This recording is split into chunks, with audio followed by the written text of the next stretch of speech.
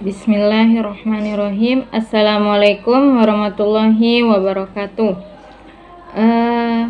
Alhamdulillah kita bertemu lagi di semester 2 di pelajaran kita sejarah kebudayaan Islam. Di semester 2 ini kita masuk kepada pelajaran selanjutnya, yaitu hijrah Rasulullah Shallallahu Alaihi Wasallam ke Thaif.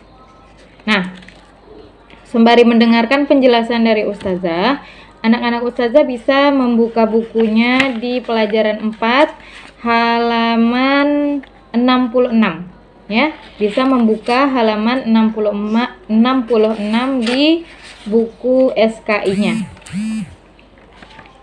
Hijrah Rasulullah ke Thaif. Setelah wafatnya Abu Thalib dan Khadijah, Nabi Muhammad Shallallahu Alaihi Wasallam merasakan duka dan kesedihan yang amat dalam, dan ditambah lagi dengan kekejian kaum kafir Quraisy yang semakin menjadi-jadi. Sepeninggalan Abu Thalib, mereka semakin leluasa menganiaya Rasulullah Shallallahu Alaihi Wasallam. Ya, jadi kaum kafir Quraisy ini makin menjadi-jadi dalam melakukan kekejian dan kekejaman kepada Rasulullah Shallallahu Alaihi Wasallam, hingga sampai pada suatu titik beliau berpikir bahwa dakwahnya tidak bisa lagi disampaikan di Mekah. Akhirnya Nabi Muhammad Shallallahu Alaihi Wasallam memulai berdakwah di luar kota Mekah. Dan kemudian Nabi Muhammad Shallallahu Alaihi Wasallam memilih untuk pergi ke Thaif yang jaraknya sekitar 60 mil dari kota Mekah. Jadi itu asal mulanya kenapa akhirnya Rasulullah memilih hijrah ya. Karena pertamanya itu Rasulullah telah kehilangan Khadijah, kemudian kehilangan Abu Thalib, kemudian kekejian, kekerasan dan kekejaman yang diterima Rasulullah Shallallahu Alaihi Wasallam dari bangsa kafir Quraisy. Kemudian kota Thaif. Nah, kan Rasulullah hijrah ke kota Thaif. Kota Thaif itu berada di tenggara kota Mekah yang berjarak kurang lebih sekitar 60 mil atau 90 km dari kota Mekah. Kota Thaif merupakan kota yang memiliki udara sejuk dan tanah yang subur. Thaif terkenal akan anggur dan madunya. Nah, jadi kota Thaif ini merupakan sebuah kota di Provinsi Mekah, Arab Saudi pada ketinggian 1.700 meter di lereng Pegunungan Serawat. Kota ini adalah kota terbesar kedua yang berada di kawasan Hijaz. Kota Thaif merupakan kota yang penting dalam sejarah Islam. Kota Thaif diceritakan dalam Al-Quran pada surah Az-Zukhruf ayat 31 sebagai berikut. Bismillah, a'udzubillahi minasyaitonirrajim. Wa qalu laula nuzzila hadzal Qur'an ala rajulin minal qaryatain azim. Az-Zukhruf ayat 31.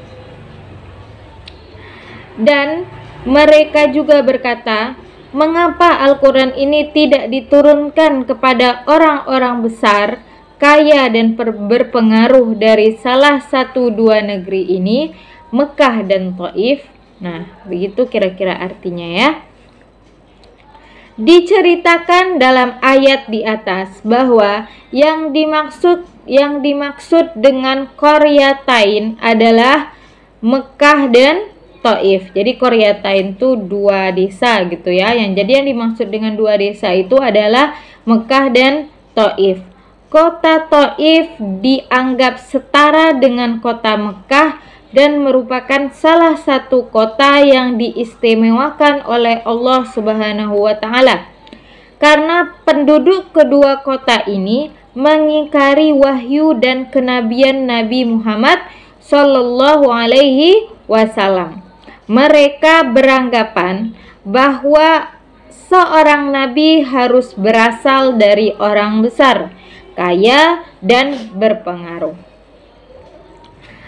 Pada waktu hijrah, pada waktu Nabi Muhammad ini hijrah, Taif itu didiami oleh Bani Sakif. Jadi pada waktu Nabi hijrah ke Taif, Taif itu didiami oleh Bani Sakif yang terdiri atas dua suku.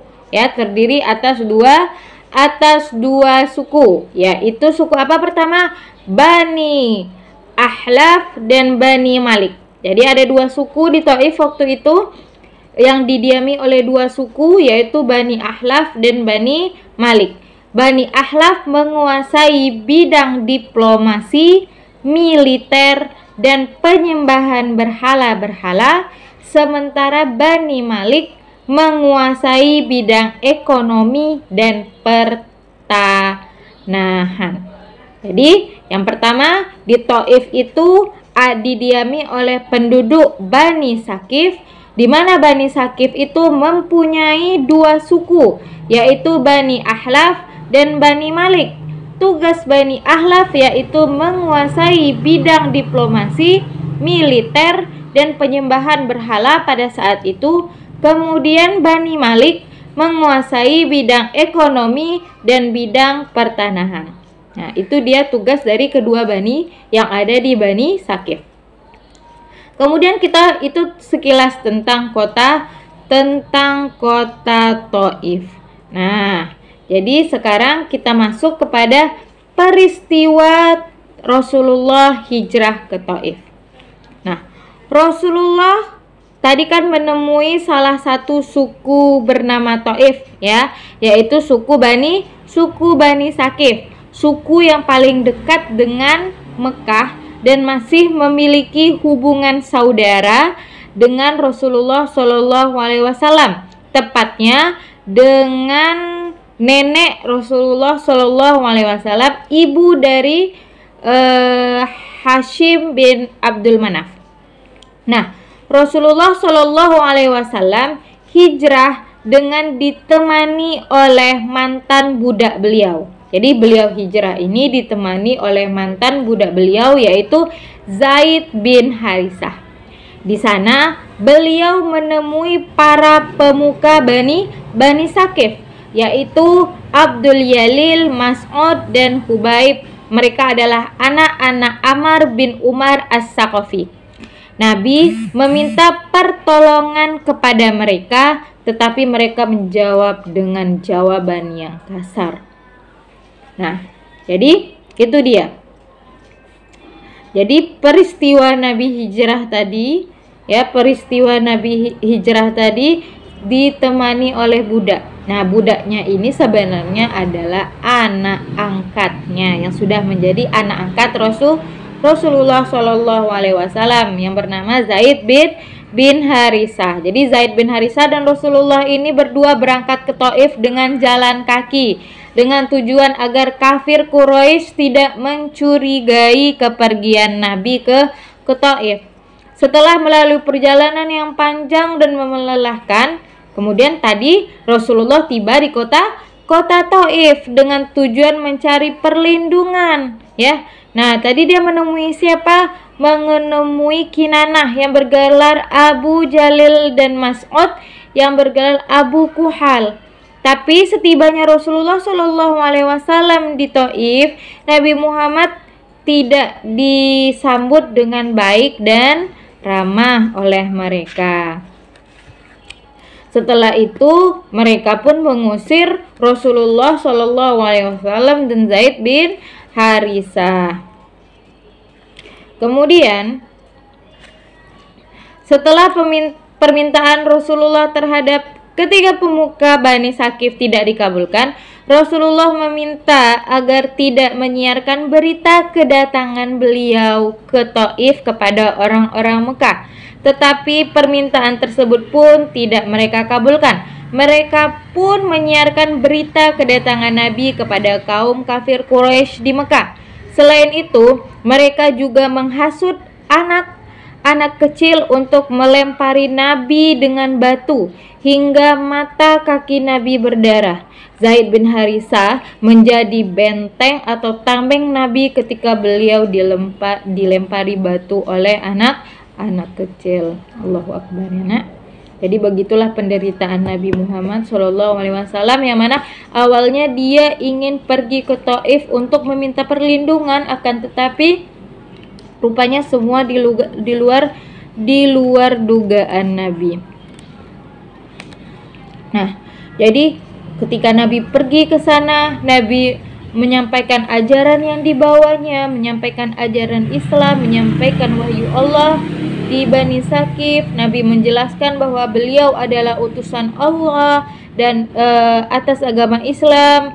Kemudian beliau berharap penduduk Taif mau membantu usahanya dalam menyebarkan ajaran Islam. Para penguasa Taif malah menolak ajakan Nabi Muhammad. Mereka berkata apa? Sekiranya kata-kata kamu suruhkan itu baik, tentu famili dan keluarga dan kerabatmu akan menerimamu terlebih dahulu. Barulah mereka kemudian mereka mengusir Nabi Muhammad SAW dan Zaid bin Harisah. Dan Rasulullah SAW tidak hanya mengajak para sahabat dan tidak hanya mengajak para pembesar Taif saja, tapi Nabi pun pergi ke pasar dan tempat pertemuan. Setiap kali berjumpa dengan siapapun, Nabi Muhammad tidak lupa menyapa dan menyeru seraya mengucap syahadat, La ilaha illallah Muhammadar Rasulullah. Tidak satu pun dari mereka menggubrisnya. Bahkan para pembesar penyuruh penduduk Taif untuk menyakiti Nabi Muhammad. Seperti yang saya ceritakan tadi, mereka malah menyuruh anak-anak untuk melempar Nabi Muhammad dan Zaid dengan batu. Nah, ketika beliau berjalan gitu kan, beliau beristirahat di bawah kebun anggur yang bersampingan dengan kebun milik kakak beradik yang bernama Utbah dan Syaibah. Utbah dan Syaibah. Mereka merupakan sahabat karib Abu Jahal. Sesampainya di kebun tersebut, Nabi berdoa. Begini doanya, Wahai Rabbku, kepada Engkau aku adukan kelemahan tenagaku dan kekurangan daya upayaku pada pandangan manusia. Wahai Rabbku yang Maha Rahim, Engkaulah Rabb orang-orang yang lemah, dan Engkaulah Rabbku, kepada siapa Engkau menyerahkan diriku, kepada musuh yang akan menerkamku, dan kepada keluarga yang Engkau berikan kepadanya urusanku. Tidak ada keberatan bagiku asal Engkau tidak marah kepadaku, sedangkan afiatmu lebih luas bagiku. Aku berlindung dengan cahaya mukamu yang mulia dan menyinari langit yang menerangi segala gelap, dan atasnyalah teratur segala urusan dunia dan akhirat. Dari Engkau menimpakan atas diriku kemarahanmu, atau dari Engkau turun atasku azabmu. Kepada Engkaulah aku adukan halku sehingga Engkau ridho. Nah, ketika ditolak oleh pembesar suku Taif, bukan berarti Rasulullah SAW gagal mendakwahkan Islam saat hijrah ke Taif. Doa Rasulullah SAW di atas pun menjadi perantaranya. Mendengar doa yang Rasulullah panjatkan membuat anak Rabi'ah menjadi tersentuh, sehingga meminta budak mereka berdua yang bernama Adas untuk memetikkan anggur dan memberikannya kepada Rasulullah SAW. Sebelum Rasulullah memulai kenikmatan anggur tersebut, Rasulullah mengucapkan Bismillahirrahmanirrahim. Lalu Adas berkata, kalimat tersebut yang biasa diucapkan penduduk negeriku. Rasulullah bertanya, dari mana asalmu dan apa agamamu? Kemudian Adas menjawab, saya seorang Nasrani dari Niniwai, sebuah kota kecil dekat Mosul, Irak. Rasulullah berkata, daerah tersebut merupakan daerah orang yang saleh, Yusuf bin Matta. Jadi ini maksud agama Nasrani ini agama yang dibawa oleh Nabi Isa dulu ya.